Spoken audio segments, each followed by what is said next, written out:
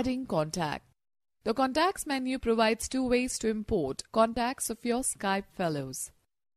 Number 1. Search Skype directory.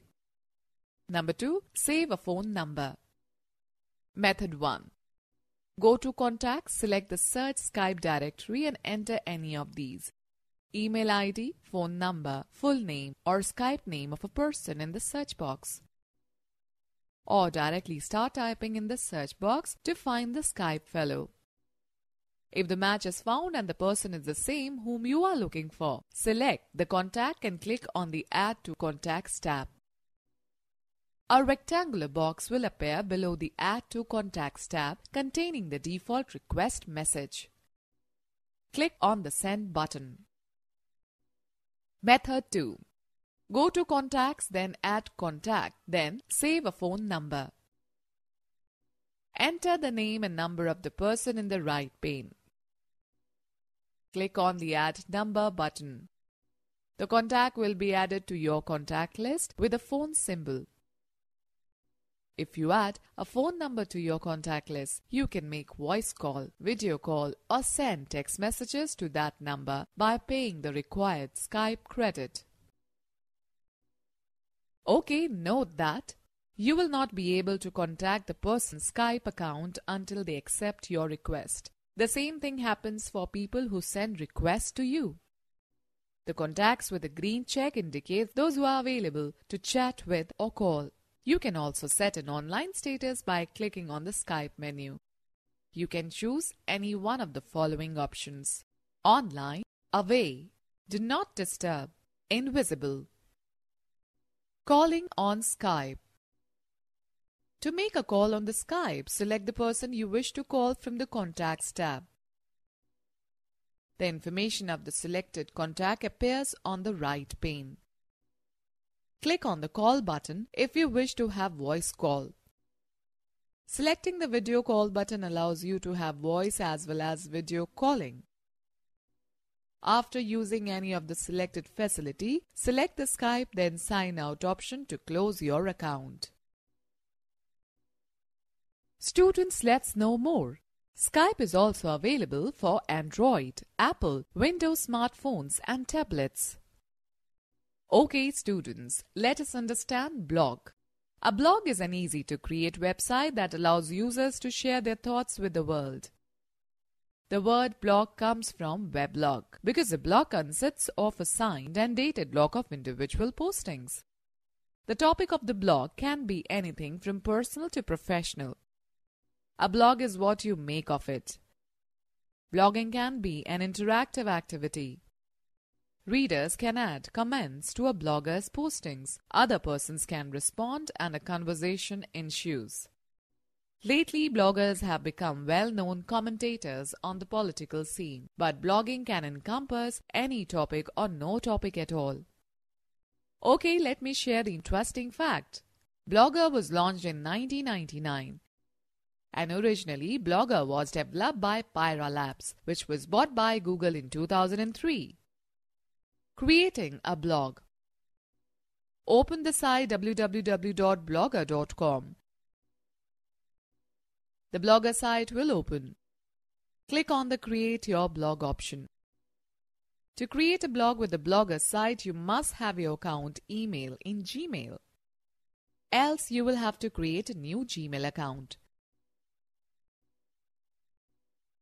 Sign in by using your Gmail username and password. You will get the Welcome to Blogger screen as shown in the figure. The display page gives you two options to create your profile, that is, a Google Plus profile or a Blogger profile. Click on the Create a Limited Blogger Profile button. Specify a name in the display name text box as shown in the figure. This name will appear as your signature in the articles you will post on this blog. Click on the Continue to Blogger button and select the New Blog option from the left pane. A dialog box appears. Specify a title for your blog. Say Creative Expression in the title text box. The title will appear at the top of every page of your blog. The title should reflect the contents of your blog. Specify the URL address of your blog in the address text box. Say bhaskarkipps.blogspot.com. Your blog address URL will be your identity on the web, and it will be used to read and link to your blog. Different templates for your blog will be displayed in the same window under the Templates section. Select the template of your choice. Click on the Create Blog button. Your blog has been created. To add content to your blog, click on the New Post tab. A new window appears as shown in the figure. In the Post text box, you can enter the title for your blog post. The content, text, images, videos, and web links can be added and formatted in the Content window. To format the text, use the tools in the toolbar displayed at the top of the Content window. This is almost similar to the formatting toolbar available in the Microsoft Word. Click on the Publish button after typing and formatting the contents. Students, you can easily share your blog with friends and contacts if you have an account on Google+. It helps to increase the number of visitors to your blog and keep your friends updated about your latest articles. Okay, know the fact. WordPress and EduBlogs are another very popular sites to create free blogs. Viewing and editing your blog. Click on the View Blog tab to view your own blog. You will get a new window. To edit your blog, click on the Edit Post icon. It takes you to the Content window. Make necessary changes in the content and click on the Update button.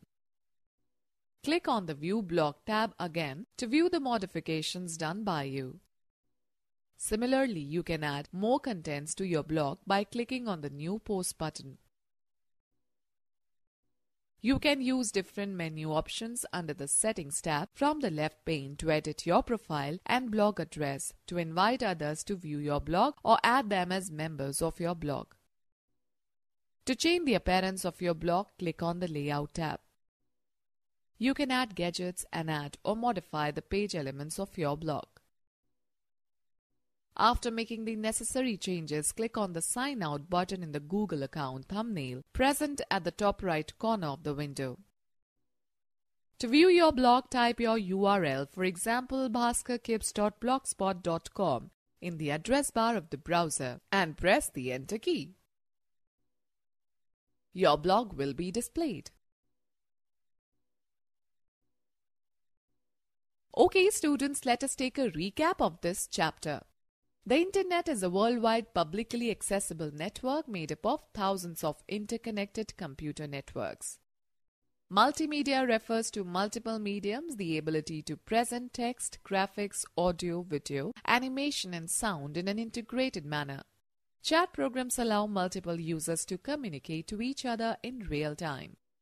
RSS, Rich Site Summary or really simple syndication, is a way to keep the users abreast with the updations on the websites, which get frequently updated. Skype is one of the most popular applications of Voice over Internet Protocol (VoIP) services.